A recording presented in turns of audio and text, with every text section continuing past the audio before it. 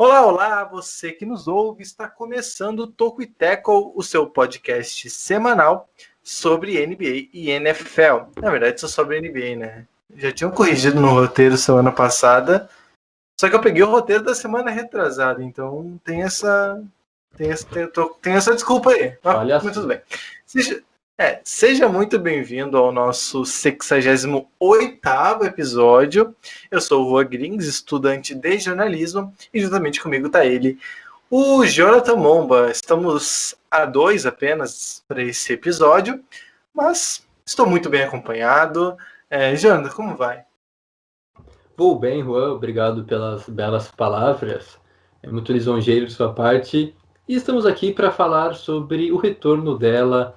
Vou dizer que, fiquei com saudade, sim, mas dessa vez não foi nem tanto tempo, né? Nem 2 meses direito. Mas é sempre bom ter mais um esporte para acompanhar, porque nesse momento a gente tem só o futebol americano, dos esportes americanos, né, das grandes ligas. E agora então volta a NBA, para aí sim não ter mais horário para fazer nada em um dia da semana.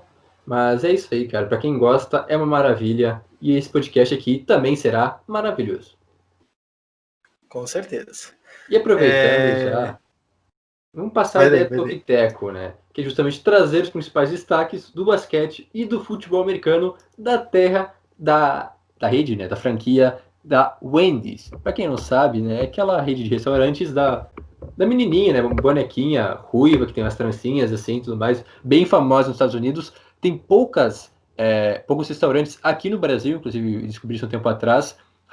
São poucos lugares mesmo, só em cidades maiores assim. No interior eu acho que não tem nenhuma, só talvez em algumas cidades do interior de São Paulo. Mas nos Estados Unidos é uma das principais redes de fast food, ao lado do BK, do McDonald's. Então a nossa homenagem a Wendy's, que é essa franquia então de restaurantes, comida variada lá nos Estados Unidos, que foi fundada ainda em 1969 lá no Ohio, um estado muito interessante. Então nossa homenagem a esta franquia. A gente está cada vez ficando mais sem opções, tendo que variar um pouco mais o nosso cardápio de marcas expostas aqui no nosso podcast de graça.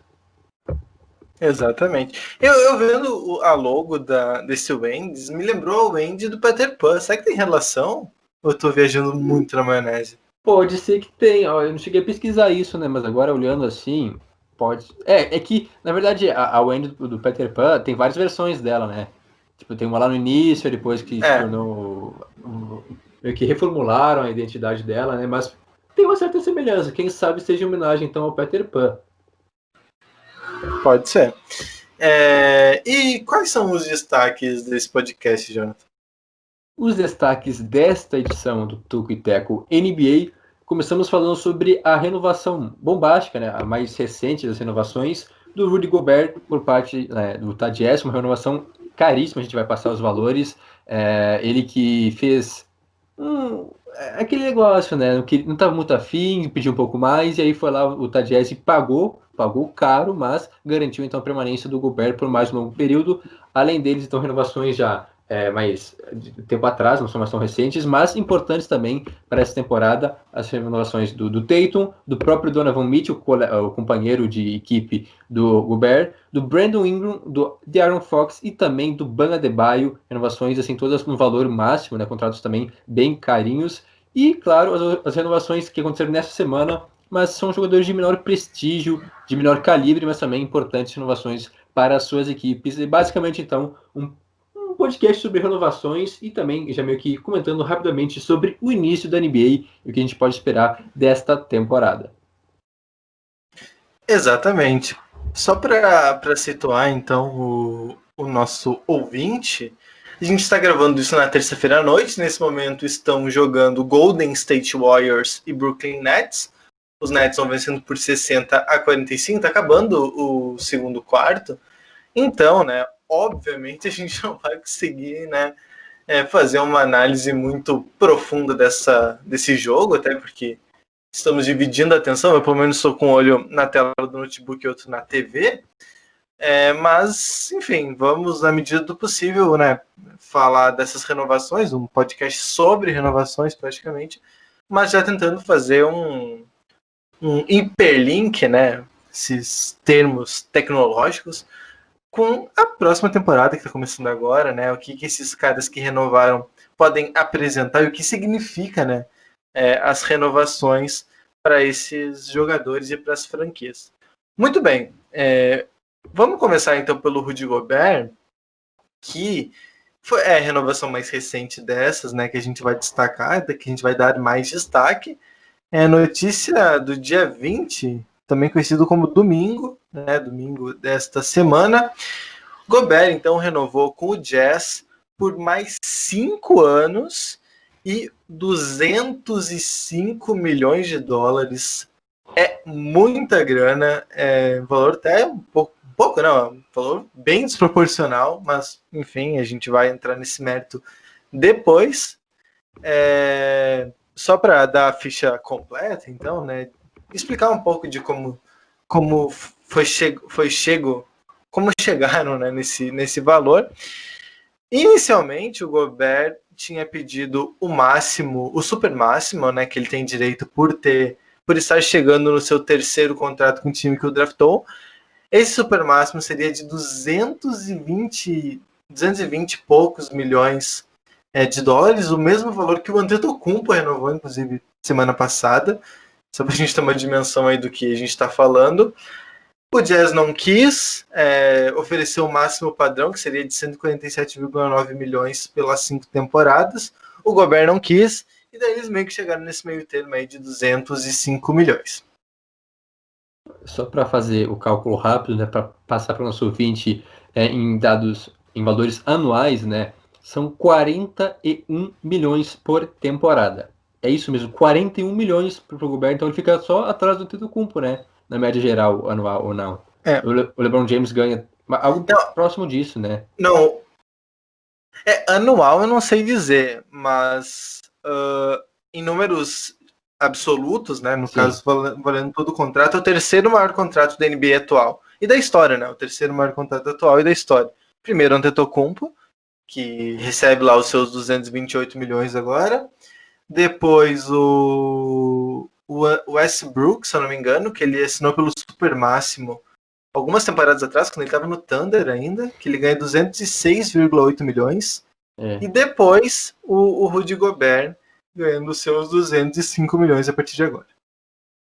O cara tá com a vida feita, né? O último contrato dele era de 4 temporadas e 102 milhões com o Jazz, e agora está a renovação por mais 200 milhões para as próximas 5 temporadas, ou seja, e ele é novo, né? Ele tem 28 anos e vai para o seu terceiro contrato, então ele vai ter esse contrato até os 33, e com 33 ele ainda pode estar no auge, né? Ainda pode estar rendendo bem se ele se cuidar, mas é um valor, assim, já entrando nessa questão aí, bem pesado, assim, para a equipe do Jazz, que também renovou com o Mitchell, né? Que a gente vai falar um pouco mais para frente, nessa off-season, ou seja, 2 contratos super caros para a equipe, vai ficar difícil deles controlar, eles manejarem esse valor aí para tentar trazer mais alguma estrela, quem sabe, mais algum jogador, porque eu não vejo hoje o Jazz entre os principais times, né, das grandes forças do Oeste. É um grande time, vai brigar por playoffs, mas não está na primeira prateleira, né? Tem Lakers, tem Clippers e até mesmo talvez Nuggets, o Blazers, com equipes melhores que eles.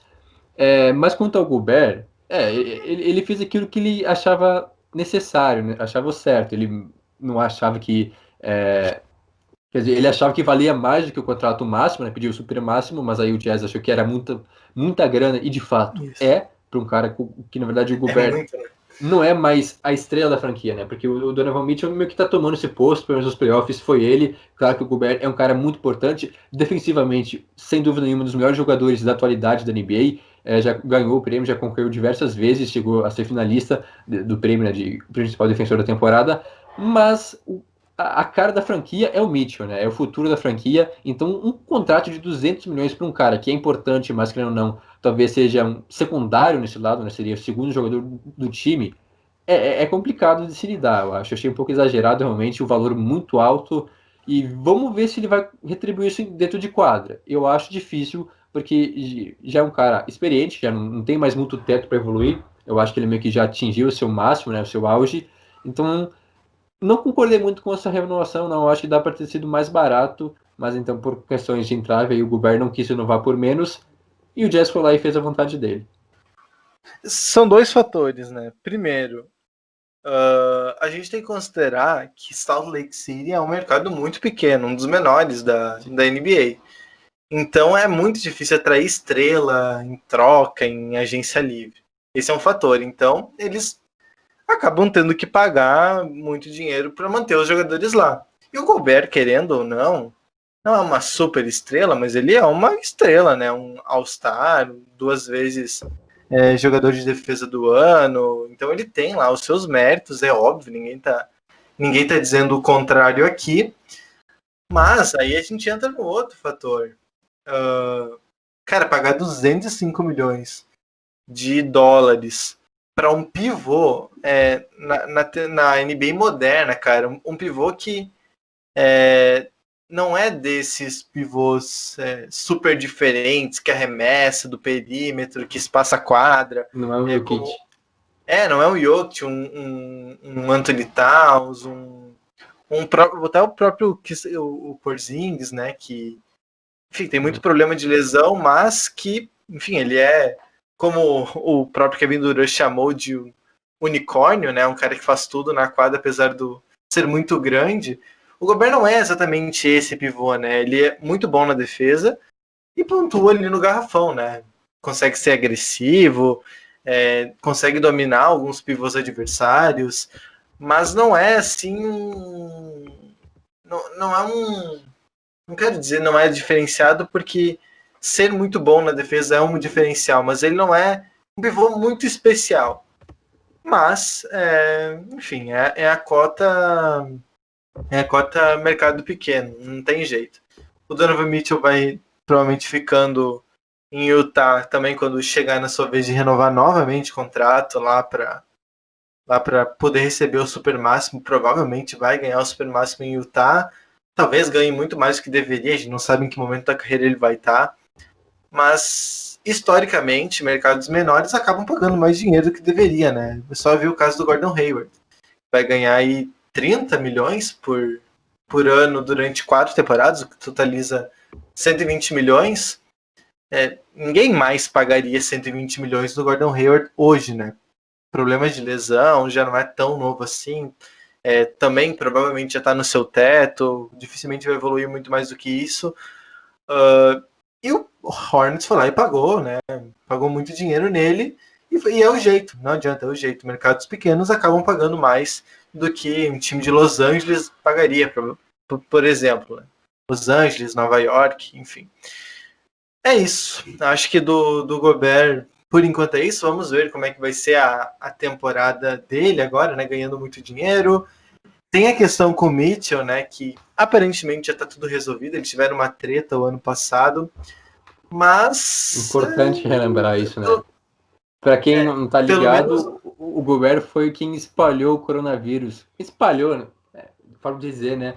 Na NBA foi o primeiro jogador infectado e fez aquela. Isso. Até brincou com a questão de, olha só, encostou nos microfones e tudo mais, e deu aquela polêmica toda, mas parece que superaram, né? Que o Mitchell ficou meio estressado naquela época, mas fizeram as pazes depois, até jogaram na bolha juntos. Aparentemente nada de muito grave, mas é isso aí, né? O Gobert.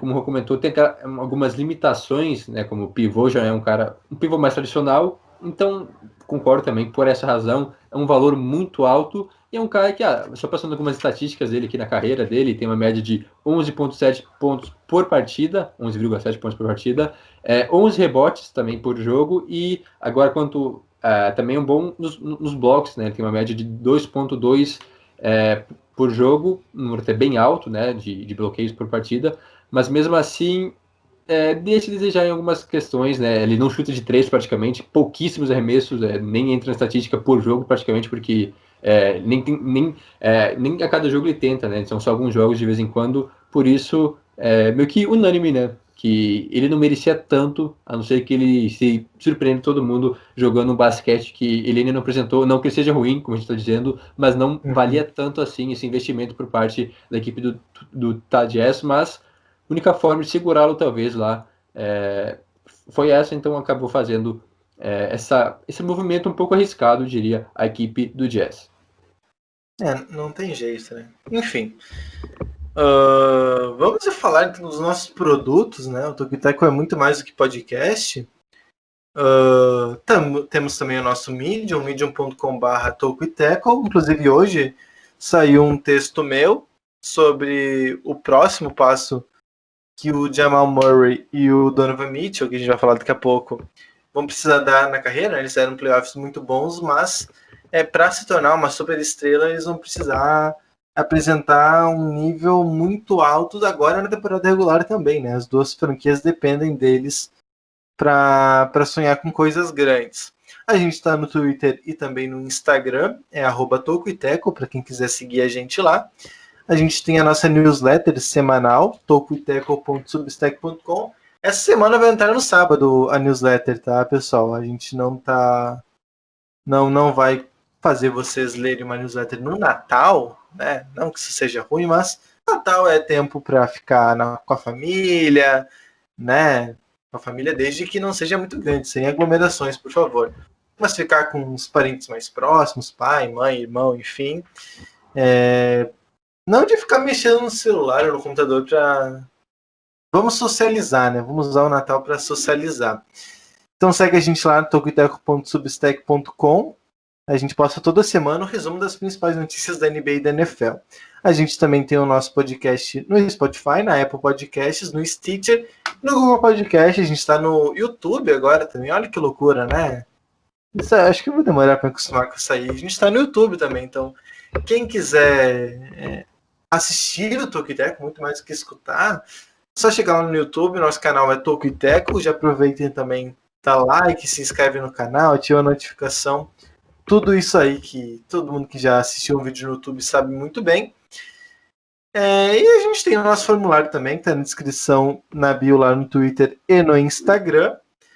Ajude a gente nos nossos resultados, né, para a gente saber se estão curtindo o que a gente produz ou não. Então procura por lá, que a gente sempre lê o feedback com muito carinho e tenta melhorar na medida do possível. Ô, Jonathan, eu acabei te cortando, mano. Não sei se quer falar alguma coisa do Gobert. Agora que eu vi que eu não pedi suas considerações. Era isso? Queria destacar mais alguma coisa? Vamos para a próxima. Era isso? Então tá. Agora a gente vai falar então dos novinhos que ficaram ricos, né? Não que eram pobres, né? Pobre sou eu, pô. Cuidado com isso, os novinhos que ficaram ricos. Os caras que os caras que ganham 8 milhões por temporada não são pobres também, né? Pobre sou eu. Queria ser. Mas agora eles estão. Exatamente. E em dólares ainda, né? Imagina, converte pro real, dá o quê? Uns 200 bilhões de reais.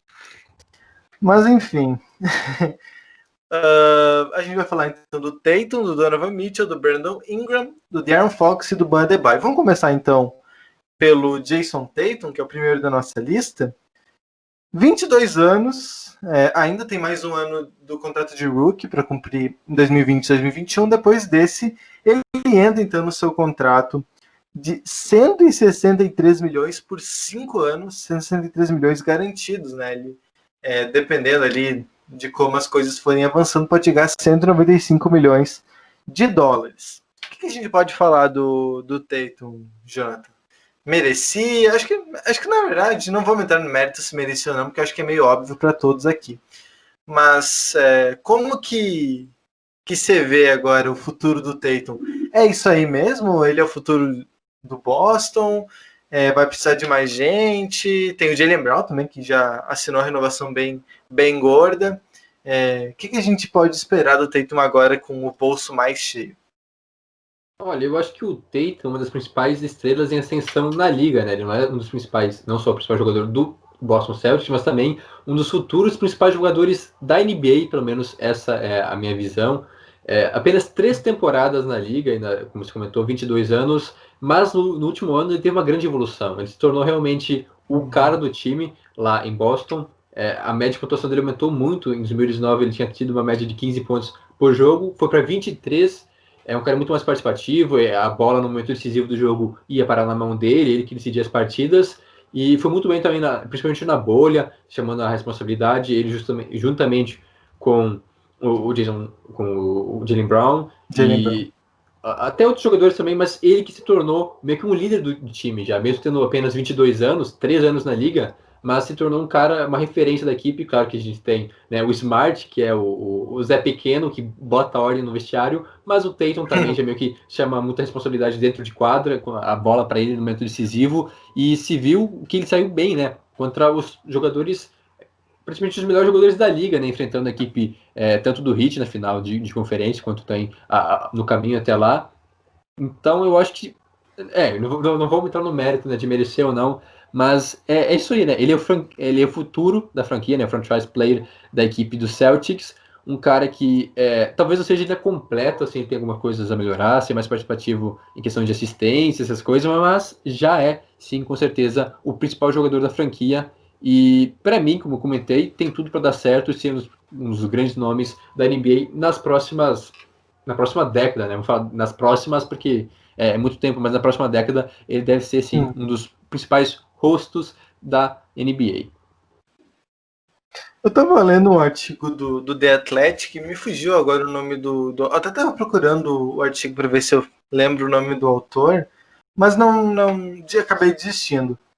Que falava que o Tatum atualmente é a grande estrela de Boston. Eu não tô falando do Boston Celtics, da cidade das ligas esportivas. Porque, enfim, são 4 times fortes de Boston em ligas americanas, né? Tem o Boston Bruins na NHL, que até chegou em final há pouco tempo. O Red Sox, que aí, beisebol aí já quer demais. Eu não faço ideia de como estava o Red Sox há pouco tempo. Tem o New England Patriots, né, que daí é do outro podcast, mas que perdeu o Tom Brady, né, então não tem a grande estrela mais. E o Boston Celtics. Então o Tatum é sim, cara, ele é o grande nome do esporte em Boston atualmente. Porque, como eu já falei, tinha o Tom Brady em New England, né, pelos Patriots, saiu, tá jogando no Tampa Bay Buccaneers. Tinha o Mookie Betts, que Isso, estava no Red Sox e agora está no Los Angeles Dodgers, foi campeão agora há pouco tempo. E eram esses os dois astros, né, da cidade. Porque o Celtics é um time muito tradicional, mas fazia muito tempo que ele não tinha o cara, né? Tentou com o Irving ali, mas não deu muito certo, muito problema de vestiário. Antes ainda tinha o Isaiah Thomas, que era muito bom, mas ele não era exatamente uma super estrela. E agora tem o Tatum, né? Finalmente tem um cara aí que é para ser o rosto do esporte em Boston. E agora, falando só. do Tatum. Pode falar. Não, realmente concordo com essa afirmação, né? Porque eu acho que Boston mudou muito nos esportes na última temporada, principalmente com a saída do Tom Brady, que era assim o cara, né? Não só de Boston, mas da NFL em todo os Estados Unidos. Acabou saindo, então meio que deixou viúvos, né, os torcedores da equipe do Patriots. E no beisebol também, porque o Red Sox é um dos principais times, um time muito tradicional. Foi campeão há pouco, né, em 2018, há 2 temporadas atrás, com o Mookie Betts e companhia jogando muito bem. E aí, na última temporada, se não bastasse o Brady ter saído, o Betts também foi para Los Angeles, teve toda aquela história lá, uma grande troca, um mega contrato para ele. O Red Sox ainda tem bons jogadores, mas a última temporada foi tenebrosa, foi uma das piores campanhas, então meio que tudo combinou, né, para o Tatum se tornar essa nova face, né, essa nova figura daqui da cidade de Boston. E olha, realmente é um cara jovem ainda que tem muito a evoluir, um bom teto, então concordo, realmente é a nova estrela lá da Nova Inglaterra. Exatamente. Então, acho que é legal colocar que o Tatum é tipo é como se fosse a âncora do time, né? Porque a gente tem, por exemplo, o Kemba Walker com problema de lesão, ninguém sabe muito bem onde ele tá. Ele não fez playoffs muito bons, né? Ele teve problema de lesão na bolha, voltou para os playoffs, mas não voltou jogando muito bem. Inclusive o Danny Ainge, né, o general manager do Celtics, até deu uma entrevista depois da eliminação para o Heat, dizendo que o Kemba Walker não foi ele, e condicionou isso à lesão no pé. Então, só para a gente ter uma noção aí. E o Kemba já está fora dessa primeira semana de jogos, volta só em janeiro, né, no ano que vem. Enfim, esse ponto de certeza. Tem o Jaylen Brown, que é outro jovem em ascensão, né, mas ainda não passa toda a confiança que se sente no Tatum. E é isso, porque o Hayward saiu, né? Que, enfim, tinha problema de lesão, mas ele era muito efetivo no ataque. E é basicamente isso. Então o Tatum é essa âncora, né? O cara que a gente sabe que vai jogar bem, que vai fazer uma temporada muito boa, a não ser que um estrago muito grande aconteça. Próximo, então, pra gente não se alongar muito, acho que a gente até passou do ponto com o Tatum, mas enfim, faz parte do jogo. Temos o Donovan Mitchell. O Jonas entrou e saiu. O Jonas entrou e saiu. Não, ele tá com o microfone desligado, então quando ele quiser falar, só dá um toque aí, o Jonas. O Donovan Mitchell, que a gente já falou um pouco sobre ele quando citamos o Rudy Gobert. Donovan Mitchell, 24 anos, mesmo contrato do Tatum, 163 milhões por 5 anos garantidos, podendo chegar a 195 milhões a depender das cláusulas. Mitchell, dá para destacar que ele teve um aumento no seu patamar na última temporada, ele fez uma temporada regular muito boa, chegou a ser All-Star pela primeira vez, e nos playoffs ele explodiu, né, cara? Ele jogou muito bem, fez uma série histórica contra o Nuggets, infelizmente não foi o suficiente, felizmente digo para ele, né, não para mim pessoalmente, mas infelizmente para o Mitchell não foi o suficiente para se classificar, inclusive a virada foi um pouco decepcionante da maneira que foi, né, vencendo por 3-1 tomou a virada, mas agora o Mitchell vai ter essa oportunidade agora ele já é consolidadamente o nome da franquia.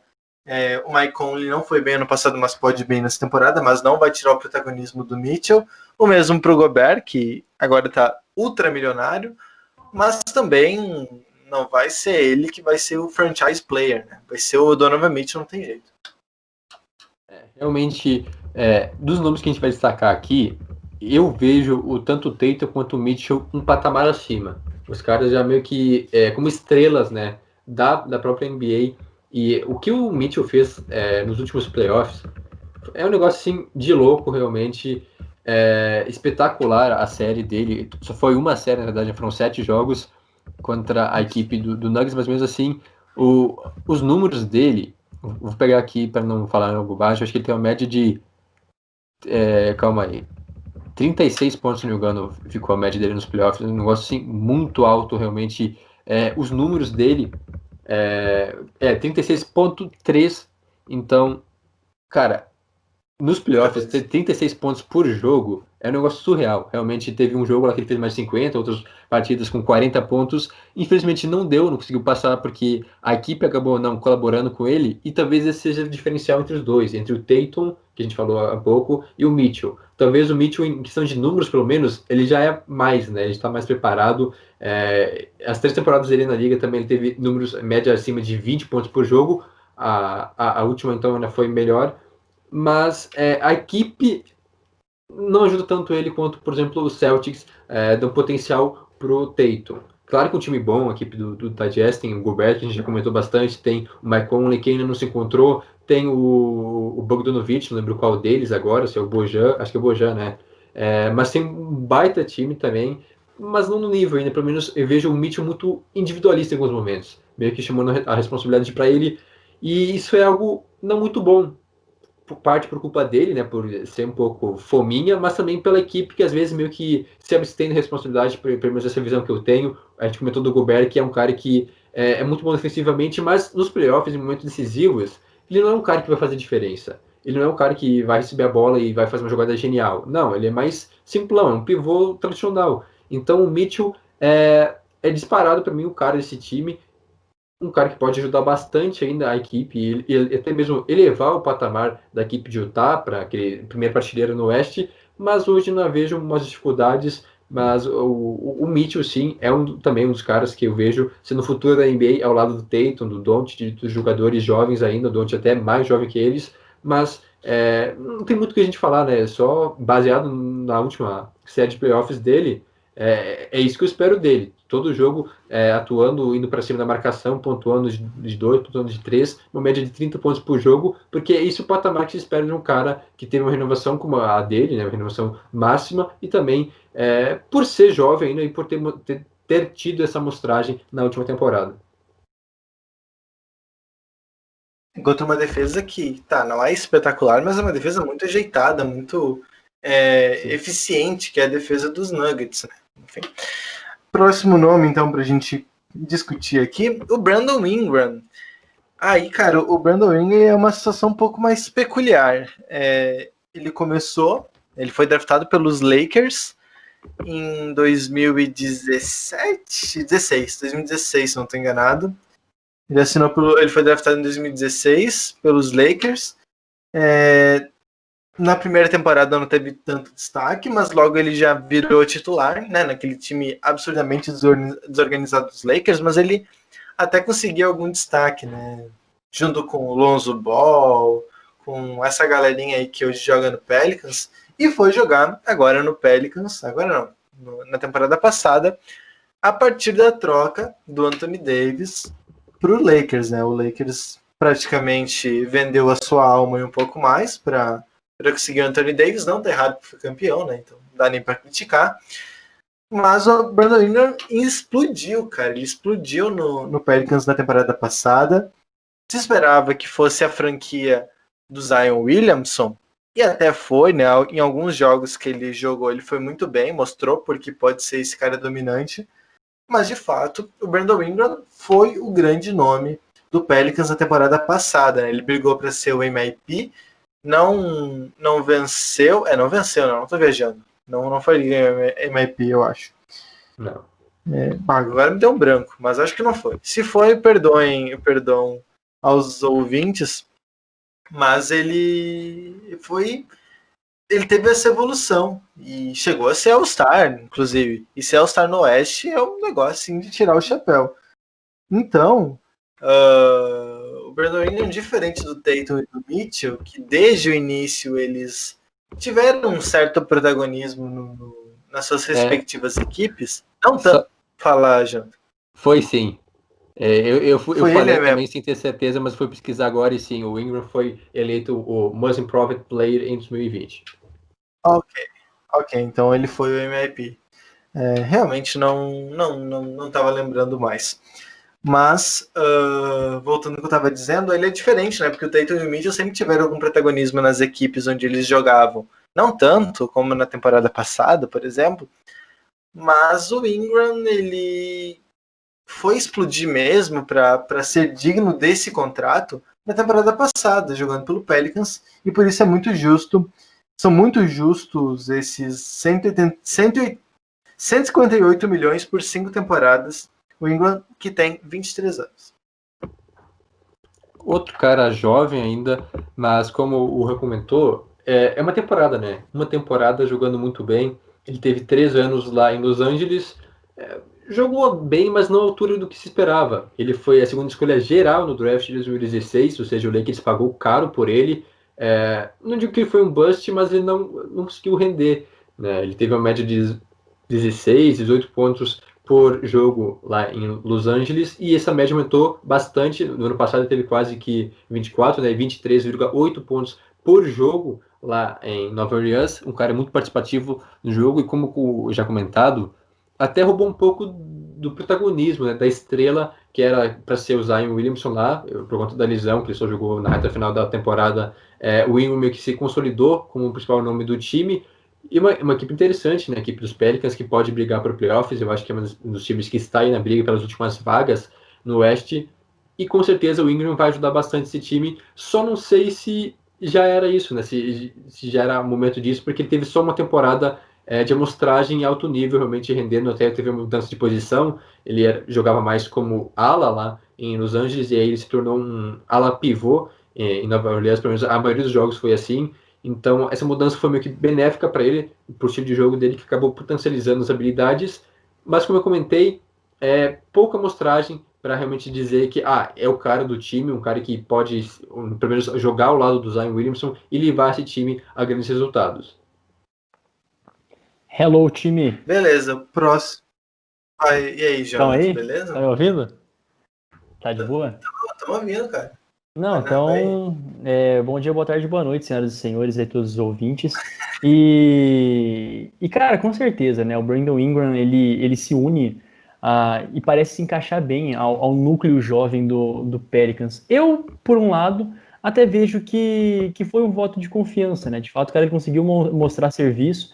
Em 2024, 2025, ele vai receber 36 milhões, né? Então, uma bolada que realmente, assim, pro bem do Pelicans, tomara que dê certo, né? Realmente, tomara que ele continue mantendo os bons números. Eu falo no jovem porque, assim, agora ele tem 23, né? Como você citou, né, Juan?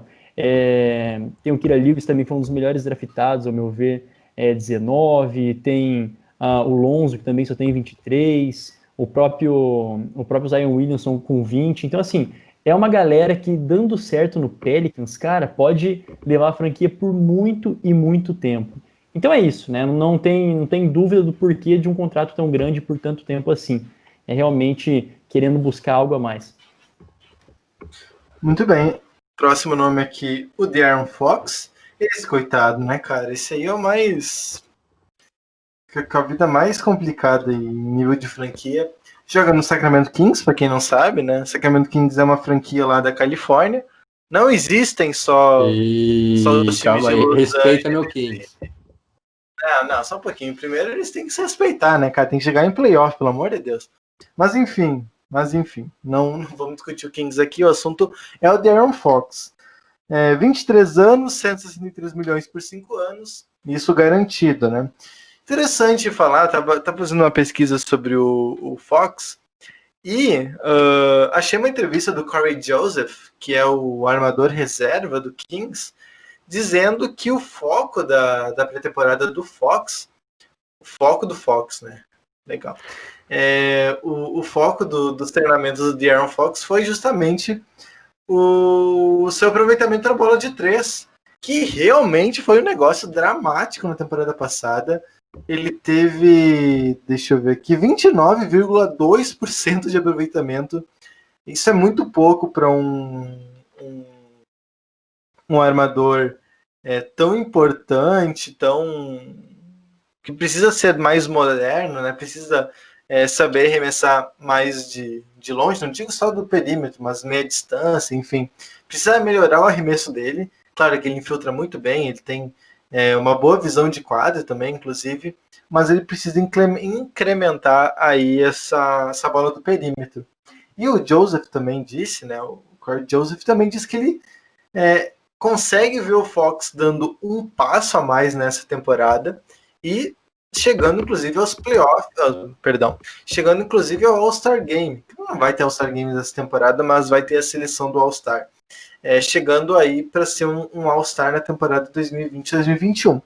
É uma previsão ousada, mas realmente, dependendo da melhora que o Fox tem, né, incrementando o seu jogo, principalmente com os arremessos e o Kings dando certo também, não vejo por que duvidar tanto assim do Fox ser um All-Star na próxima temporada. Potencial ele tem, né? Ele é o cara dessa franquia, um time também jovem, assim como o Pelicans, além dele também tem o Marvin Bagley. O Buddy Hield não é tão jovem assim, mas também né, pode render bastante. Mas é aquilo, né? O Kings é uma das franquias que tem aquela zica de ir para os playoffs, né? É o Kings e o Suns. Mas e vai ser difícil novamente, né? 2020, 2021 vai ser uma temporada cheia de equipes brigando pelas 8 vagas no Oeste, na verdade vão ser 10 por causa do play-in, e vai ser difícil até para o Kings chegar nessas 10. Não descarto, eu acho que tem possibilidade, ainda mais se o De'Aaron Fox desse passo a mais, como o Rô comentou, tentando melhorar a bola de 3, que era um ponto fraco dele. Um cara que teve uma boa pontuação na temporada passada, uma média de 21,1 pontos por jogo, também quase 7 assistências, 1,5 steals por jogo. Melhorou bastante os números dele no geral, mas o time também tem que colaborar para que ele possa chegar nos playoffs quanto ao All-Star Game, aí já só depende dele, e eu acho bem plausível, se bem que não faltam opções também de armadores no Oeste, né? Tá cheio de cara que pode brilhar. Então o De'Aaron Fox precisa sim dar um baita passo a mais na carreira dele, se quiser almejar essas glórias individuais, como também no coletivo, chegando à pós-temporada pela primeira vez dele na carreira na NBA. A impressão que eu tenho a respeito... Não, pode falar. Quer falar alguma coisa? Não, é só dizer que o Jonathan falou dos armadores, eu ia colocar a concorrência dura, né? Pensando rápido. Curry, Lillard, o Doncic, Doncic. Devin Booker. Agora ficar Nossa, é muito caro. Devin Booker, Chris Paul, cara, é muita gente. É muita gente. O que me parece é que a equipe de Sacramento realmente tenta pegar aquilo que tem, né? Num oceano de marasmo, né? E o ano passado, acho que o que mais deu bom na temporada passada, na verdade, que deu mais bom pro Kings era o convite que teve para ir para a bolha, né? Aquilo talvez foi assim, o ato de glória dessa equipe, porque tá a todo ano a gente fala, poxa, tentando aí se reconstruir e tal. Então, com o De'Aaron Fox jogando no nível que jogou na melhor temporada da carreira, com certeza, né? Agora tá amarrado por mais, tá amarrado no sentido de no contrato com o Sacramento, por mais no sentido ruim, mas está amarrado contratualmente por mais 6 anos. Porra. Então, assim, vai ter que tirar alguma coisa, né? Com certeza. Porque Sacramento, mais uma vez, pega. A luz no final do túnel foi então o De'Aaron Fox, vamos investir no cara. Trabalho com o que tem, né? Então, vamos ver o que acontece. É isso. O próximo nome, então, mais alguma consideração sobre o Fox? E teve a chegada agora do Haliburton, né? Que pelo menos eu tenho uma certa expectativa de ver essa dupla, talvez ele possa ajudar mais, né, o De'Aaron Fox, porque realmente precisa, não tem outro armador de calibre, né, de prestígio lá em Sacramento. Agora talvez essa dupla pode render bons frutos para a equipe do Kings. E o Haliburton é bem um playmaker, né, cara? Ele é armador mesmo, não é tipo o Buddy Hield, que é um chutador, um chutador muito bom, por sinal. Mas o Haliburton é mais playmaker. Enfim, próximo nome, o Bam Adebayo. Se a gente tá falando do salto do Brandon Ingram, agora há pouco, o que a gente vai dizer do Adebayo, né, cara? Só que eu vou largar umas estatísticas da temporada 2018-2019 para a temporada 2019-2020. 2018-2019, 8,9 pontos. 2019-2020, 15,9 pontos. Rebotes. 2018-2019, 7,3 rebotes. 2019-2020, 10,2. Assistência, 2,2 assistências em 2018-2019, 5,1 assistências na temporada 2019-2020. Só para a gente ter uma ideia, né? Isso não foram só esses que aumentaram, né? Block, steal, tudo melhorou, foi um acréscimo, foi uma melhora notável do Bam Adebayo, que era um reserva na temporada 2019-2020 lá em Miami e que se tornou um titular, um cara que ninguém conhecia no começo da temporada, mas que a gente aprendeu a gostar, passou a conhecer melhor. E, bom, o que eu vou dizer? Cara, é All-Star, foi um dos nomes do Heat que chegou às finais da NBA, jogou muito bem os playoffs, deu toco decisivo no Tatum na final de conferência, então tá pronto. Claro que foi uma temporada muito boa dele, e já vai receber todo esse dinheiro, mas como fazer o contrário, né? Acho muito difícil o Heat conseguir não pagar todo esse valor lá pro Adebayo. Então, é bastante dinheiro, mas não tem como fugir. Eles até estavam esperando, de repente, esperar mais uma temporada para renovar com o Adebayo, porque ele tem mais um ano de contrato de rookie, mas em função de uma possível aquisição do Antetokounmpo, que acabou renovando, mas não, o Heat já renovou agora mesmo com o Adebayo e tá com ele garantido por mais 6 temporadas.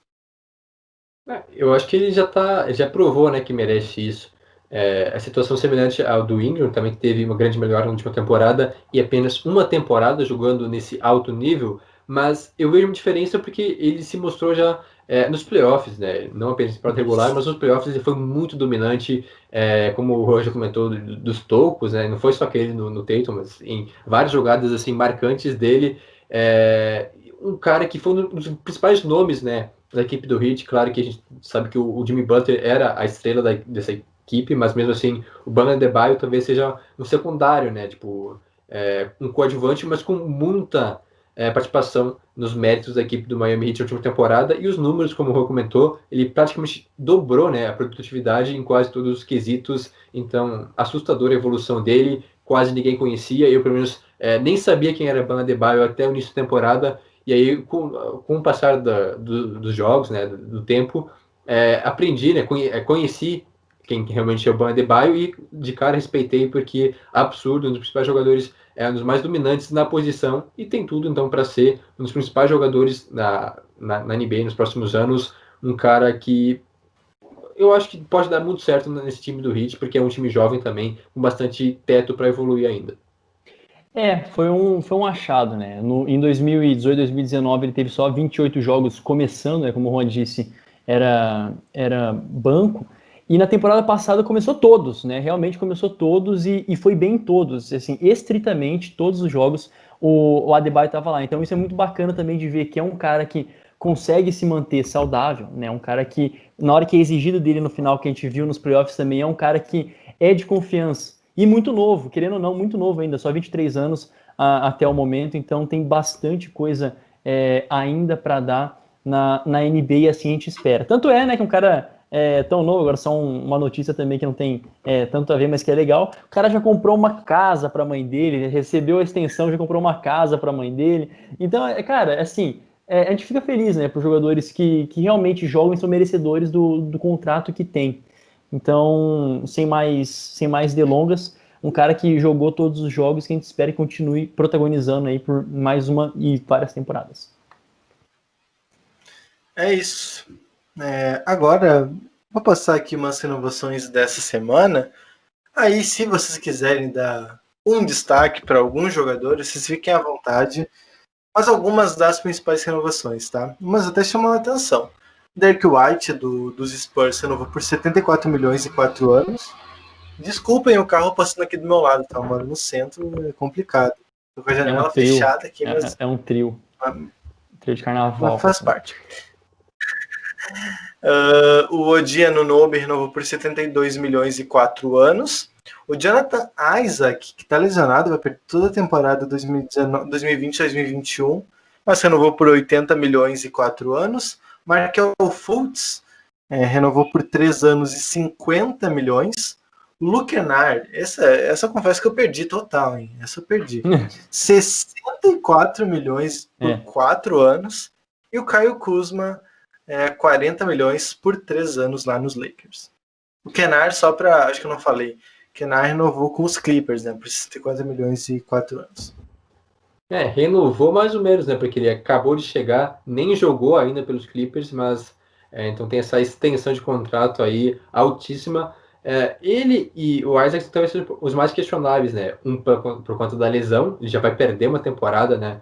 E mesmo assim recebeu esse contrato altíssimo, enquanto que o Kennard foi bem lá no Pistons na última temporada, foi um dos poucos destaques da equipe do Detroit, que foi bem mal, mas chegou no Clippers agora e já recebe logo de cara essa baita renovação, essa extensão de contrato. Quer dizer que, pelo menos eu vejo, que ele vai ser uma peça importante para o time do Clippers.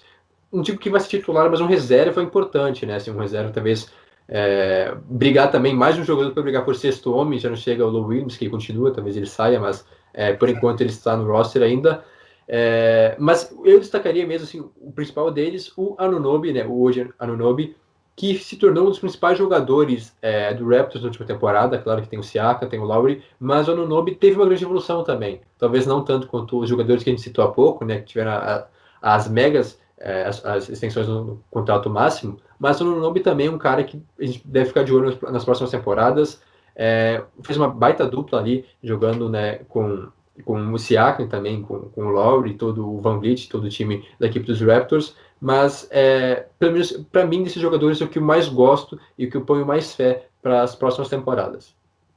O meu destaque vai para o Kyle Kuzma, né? Ele que era um jogador que desde quando chegou nos Lakers sempre também era especulado que fosse trocado, então foi um jogador valioso, né, na equipe nas últimas 2 temporadas principalmente, e cara, eu acho que vai ser muito positivo para ele, porque não é um contrato assim tão extenso, né, 40 milhões, quer dizer, não é tão grande assim em valor, 40 milhões por 3 anos, e com certeza, tendo esses 3 anos de garantia, para o jogador vai ser muito importante para ele focar só nisso, né? Para ele conseguir se desenvolver como jogador mesmo. Então, eu tenho bastante expectativa no Kuzma ali nos Lakers, que pode evoluir mais ainda para essa temporada.